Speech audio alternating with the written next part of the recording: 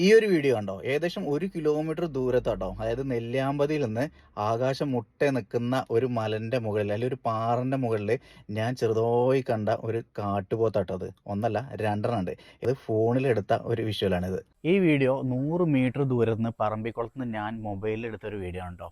അത് എടുക്കുമ്പോഴൊന്നും ഞാൻ ഇത്ര പ്രതീക്ഷിച്ചില്ല.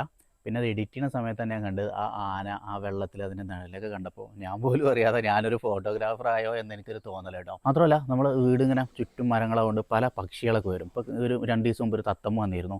ഞാൻ വേറൊരു കാര്യം കാണിച്ചാൽ കേട്ടോ, എൻ്റെ വീടിൻ്റെ അപ്പുറത്തെ വീട്ടിലെ സിറ്റ് ഔട്ട് നോക്കിക്കോട്ടോ. നോക്കിക്കോട്ടോ.